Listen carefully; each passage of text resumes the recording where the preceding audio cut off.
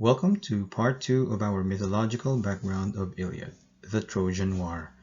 This is a continuation of our part 1, wherein we get to see now how fate has run its course after the judgment of Paris. What lies now in the fate of the Greeks and the Trojans? In here, we have bloody battles, grieving wives, tragedy, death, and despair.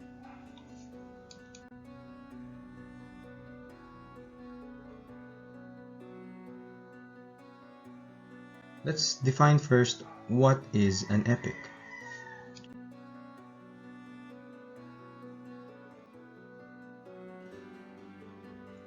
What is an epic? An epic is a long narrative poem written in a dignified, majestic style about the deeds of a hero who exemplifies the traditions or history of the people. So the Iliad and the Odyssey are two epic poems, and they are written in poetic style, and they exemplify and they show the traditions and culture and history of the people at that time. Epics must begin in medias res. It means in the middle of things. Most stories or epic stories start their narration in the middle of the entire story, wherein there's in the middle of a conflict, in the middle of a very important event, and then as the story goes on, it goes back to the beginning as a flashback and goes back again in the middle of the story and all the way to the ending. So epic poems such as Iliad and Odyssey are written in medias res. In Iliad, it starts in the 10th year of the war. In Odyssey, it starts where Odysseus was trapped in Circe's island. So the poet begins the story after much of the action has already taken place. The poet had to write in dignified style and begin with an invocation in which they ask a muse for divine inspiration.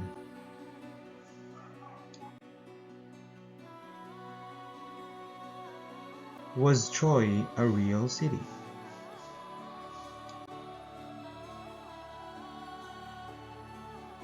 Believe it or not, there really was a city named Troy in northeastern Asia Minor. Its existence was proved by the archaeological work of Heinrich Schliemann, who began his excavations there in 1870.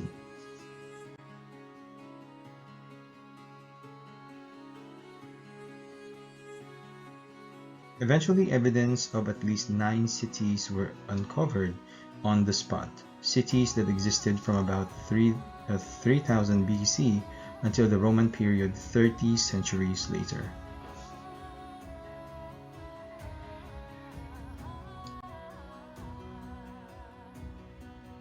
Ancient Troy was destroyed by fire in about 13th or possibly the 12th century BC.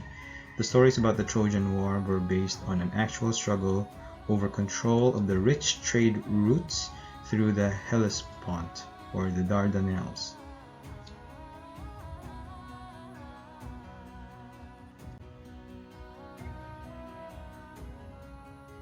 Now a short recap of what happened in part 1.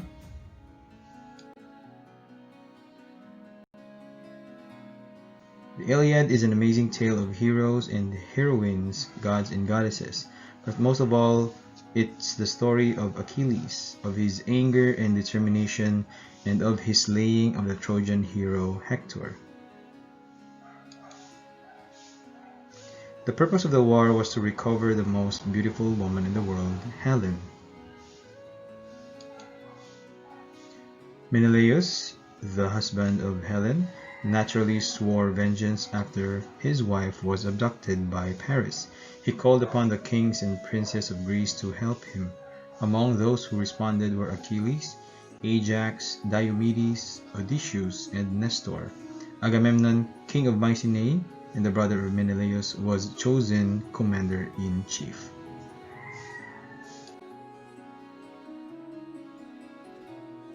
After 2 years of preparation, the Greek fleet of more than 1,000 ships and an army of 100,000 men assembled at the port of Aulis in northeastern Greece.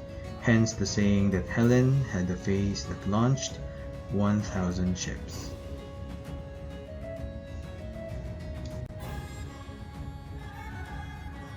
The Greek army was very strong, and the Trojan city was strong too.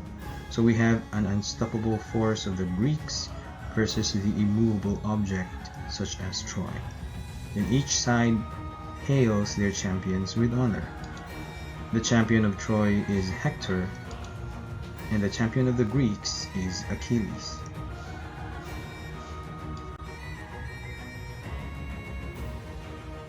Hector is the hero of Troy, the Trojan prince. He was immortal, endowed with the strength, courage, and fighting skills equal to the demigods. He was the chief warrior of the Trojan army, was the eldest son of King Priam and Hecuba, and the husband of Andromache.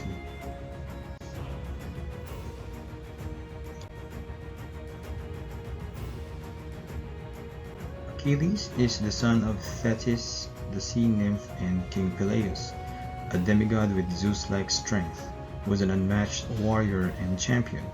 He was known to be indestructible, invincible, except for his weak spot, which is his heel, for he was dipped in the river Styx when he was small in order to make him immortal, except for his heel, where his mother held him during the process.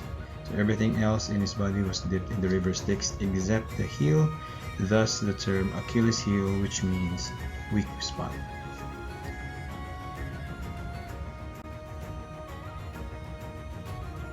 The after effect of the judgment of Paris reached Olympus, and thus the Olympians have decided to favor their mortals in their battles. Who were the gods and goddesses on the side of the Trojans? Of course, we have Aphrodite, because she was on the side of Paris, and Ares sided with the Trojans because he sides wherever Aphrodite sides. Apollo cared so much for Hector, that's why he sided with the Trojans, and so does his twin sister immediately.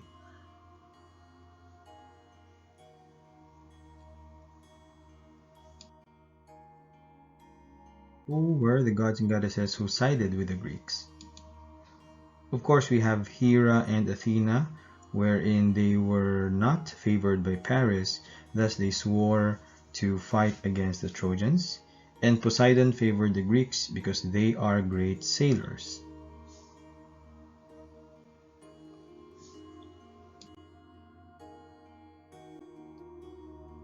What about our big daddy Zeus? Well, Zeus remained neutral, even though he regards Trojans as his most favored mortals, but there are times that his favor swayed to Greeks and at times swayed to Trojans because as a legit womanizer, his favor is influenced by two women.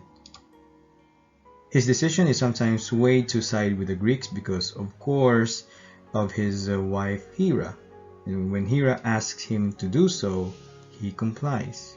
What about for the Trojans? We have Thetis, the mother of Achilles, and Thetis at times goes up to Olympus and asks Zeus to side with the Trojans. Yes, because Achilles' prize, who was Briseis, was taken by Agamemnon, and Achilles became sad and mad and sulked after this event. So Achilles promised not to fight for the Greeks anymore. So without Achilles' help for the Greeks, the Trojans would gain an advantage. So Thetis, as a mother, hearing the heartache of his son, would ask favor from Zeus to side with the Trojans in order to defeat the Greeks. Now, what is the importance of having the gods and goddesses in the Trojan War? So in the original version, Edith Hamilton's mythology version, the gods and goddesses played important parts in intervening with the war of the Greeks and Trojans. So some of them gave mortals powers or endowed them with blessings so that they could win the battle. Some of the gods and goddesses saved particular mortals from death or from being wounded. Some of the gods and goddesses played tricks, so on and so forth. So there is a significant intervention of the gods and goddesses in the war that helped in the running of the plot, or helped in the conflicts during the war. But I will not be going into those specific details because they are very quite tedious. I will only be telling you briefly the highlights of the summary of the significant events of the Trojan War, and I have separated them into chapters so you can remember them easily. So let's get started. The crisis of crises.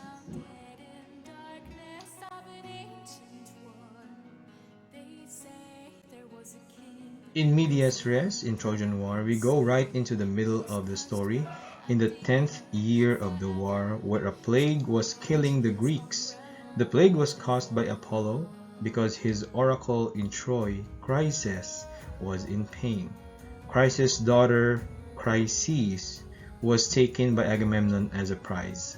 And prize during the war are oftentimes women taken by chieftains or generals of the army as of course, a prize for their victory or for their war. So these prizes are always women, and they keep these women in their camps. Some of the chieftains consider them as wives, or some of the chieftains consider them just for companion during the war. So a priest told Agamemnon that the only way to stop the plague was to return Chryses to her father.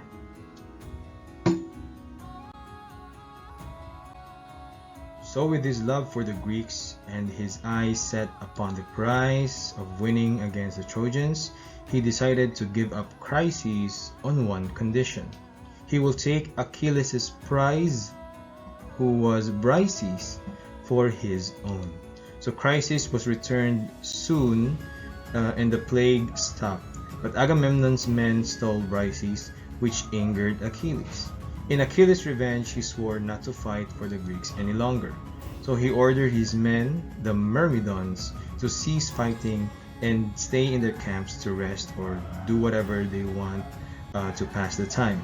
So without Achilles' help, the Greek army strength is weakened. The Trojans gained an advantage.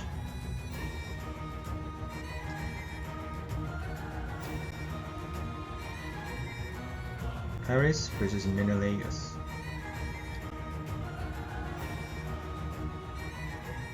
Agamemnon, after receiving a dream of victory, courageously and confidently asked his men to march towards the walls of Troy, for he believed it shall be the day to finally conquer Troy. So during the fight, Paris joined the ranks of the Trojans, and Menelaus joined the ranks of his men. So when Paris met Menelaus, as soon as their eyes have met, Paris felt scared and retreated to Troy.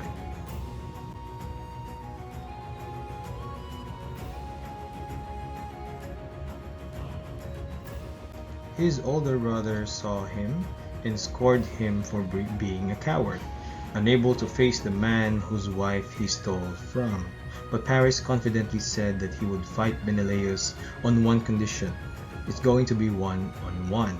So Hector called to his men to stop, and so did Agamemnon.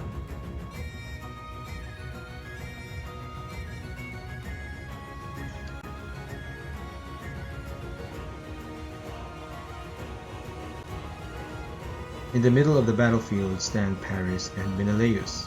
The deal was, whoever won the duel would take Helen, and they shall go back to their lands in peace. So the duel started.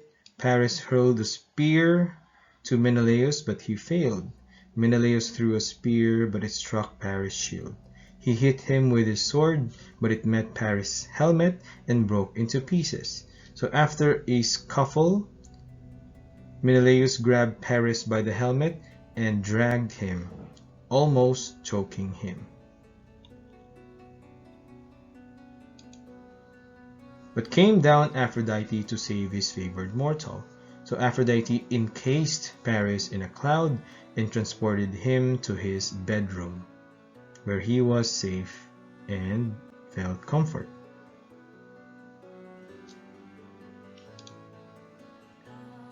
After that, Menelaus could not see Paris anymore, thus he declared himself the winner and demanded Troy to give up Helen. However, a Trojan archer suddenly flung an arrow and wounded Menelaus. It was Athena who intervened at this point. So Agamemnon hurried to save his brother and ordered to begin the battle once again.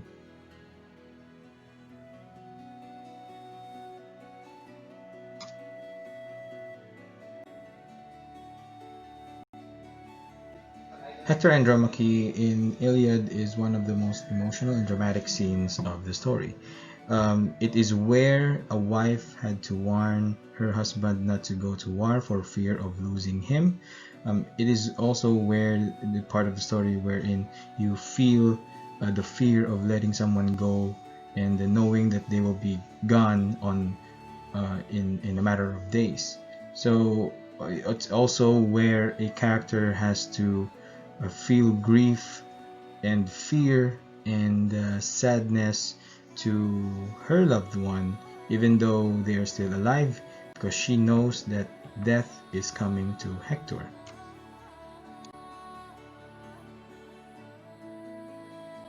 So Hector went to find his son Astyanax and his wife Andromache. So there in the battlements on the walls of Troy, wherein no woman must be, but Andromache was found there. She said that she didn't want Hector to fight anymore. She revealed how she lost her family to Achilles and that Hector is the only family she has left, and she doesn't want Achilles to rob her of her loved one anymore. So in her words, she said, "Dearest, your own great strength will be your death, and you have no pity on your little son, nor on me, ill-starred, who soon must be your widow."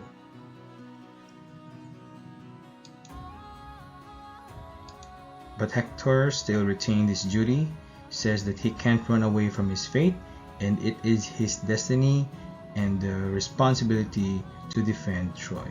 So he kisses his wife goodbye, and Hector continued to go into battle while Andromache lamented and continues to mourn for his husband even though he is still alive.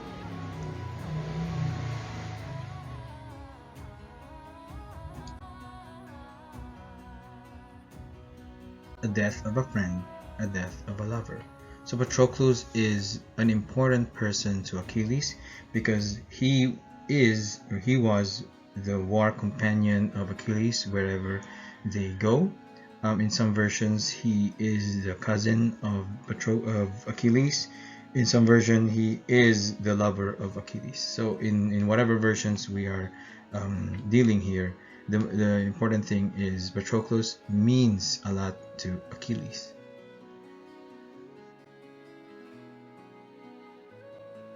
The battle between Greeks and Trojans were tremendously vicious. A lot of people died defending their respective lands and chieftains. At this point, Hector, leading the Trojan army, was successful in boosting their morale and strength in war.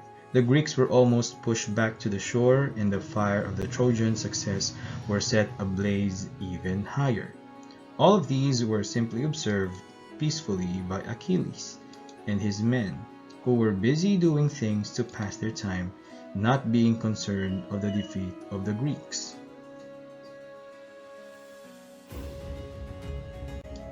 However, Patroclus, the wartime companion of Achilles, best friend, and in some versions, the boy lover of Achilles, was concerned of his fellow Greeks and appealed to Achilles for help. Patroclus asked permission if he could only wear Achilles' armor. It could boost the morale and confidence of the Greeks to fight. So Achilles permitted Patroclus to do so, but warned him, only wear the armor, but not to fight the Trojans, or he will die.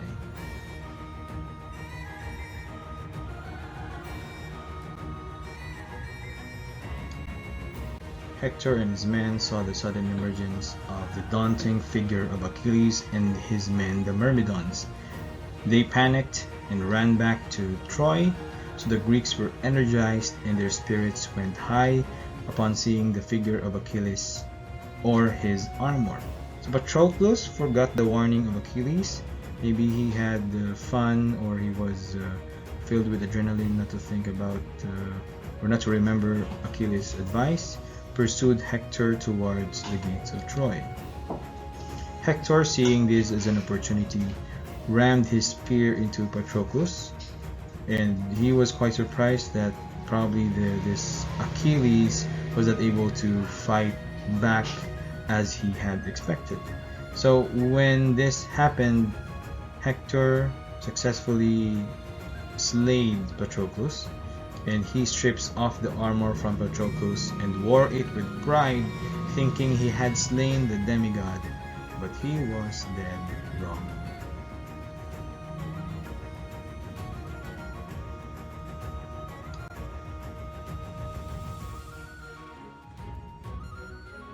Achilles versus Hector, the showdown of two epic heroes, the showdown of the mortal versus the demigod.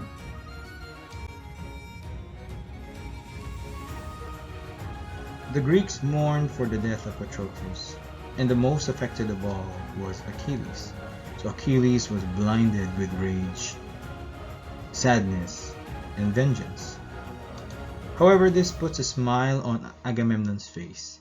Finally, the Greeks will be more advantageous in this war, with Achilles finally deciding to help them. Thetis, knowing that his son is deciding to fight for the Greeks, but without an armor, promised his son to give him an armor forged by Hephaestus himself. With Achilles in the battlefield, he painted the ground red. In his anger towards Hector, he became a vicious, unstoppable force. Achilles had slain a lot of Trojans during that time, and the Trojans then knew what fear felt like.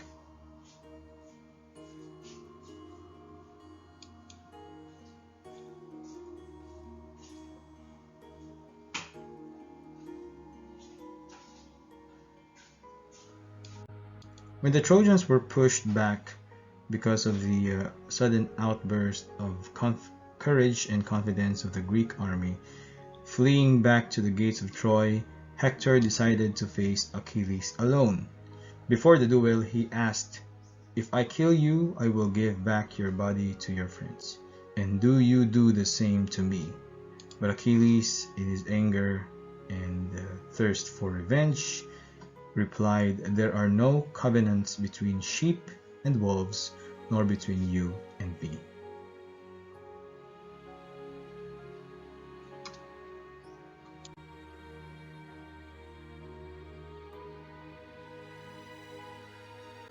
The battle between the two champions seemed endless, and both show equal strength and prowess. Sword versus sword, spear versus spear. However, while Hector is wearing Achilles' armor, no man knew Achilles' armor better than Achilles himself, for he knows that there is an opening near the throat. So that's where Achilles set his eyes on and drove his spear into it.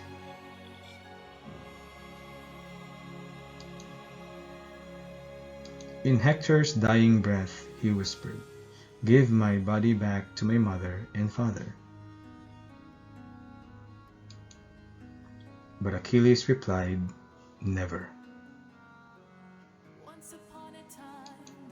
So he fastened Hector's body to his chariot and dragged him round and round and round and round the walls of Troy in front of King Priam, Queen Hecuba, and his wife Andromache.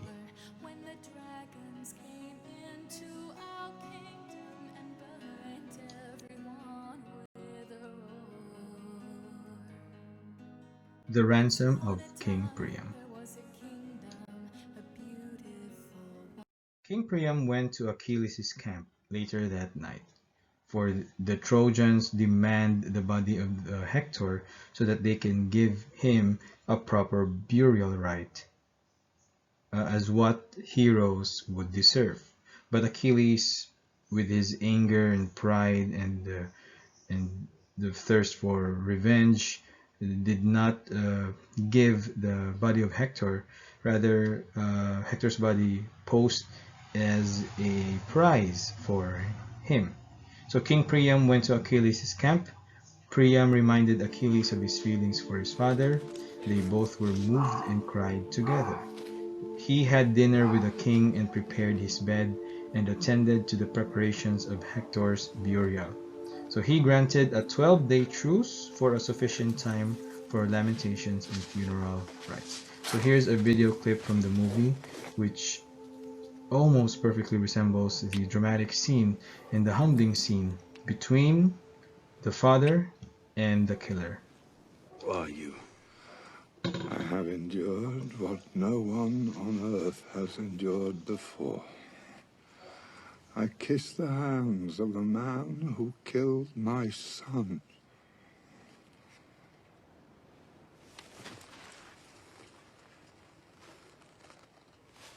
Priam? How did you get in here? I know my own country better than the Greeks, I think.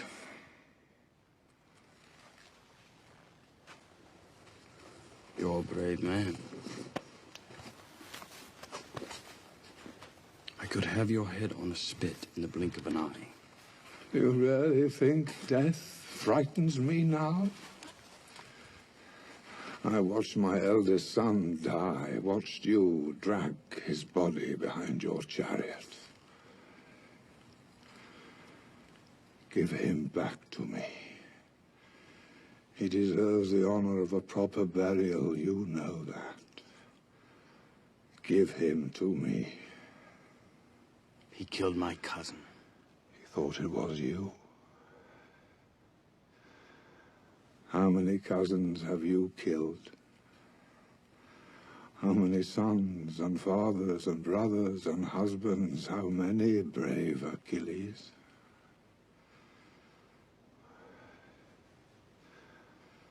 I knew your father. He died before his time. But he was lucky not to live long enough to see his son fall.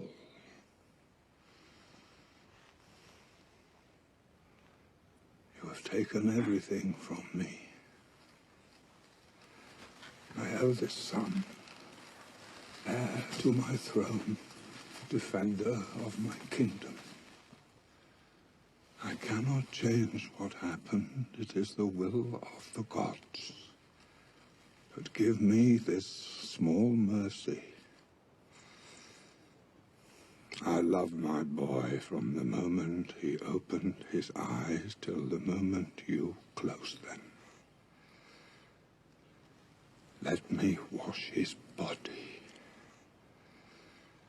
Let me say the prayers. Let me place 2 coins on his eyes for the boatman.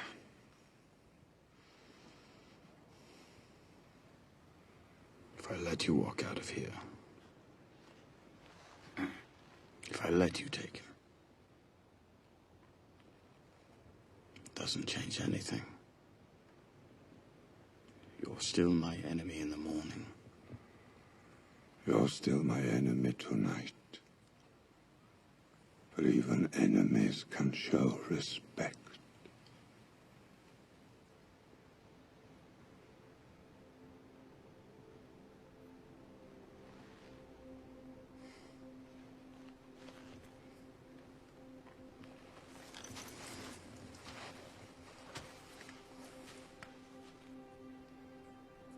I admire your courage.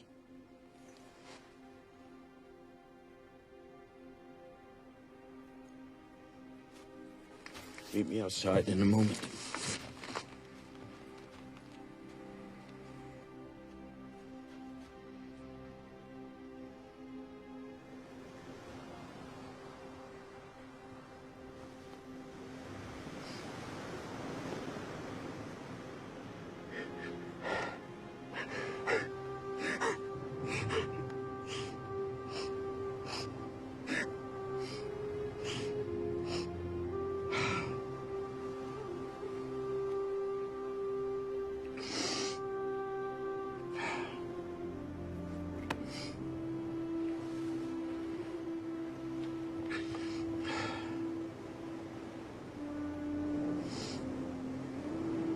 We'll meet again soon, my brother.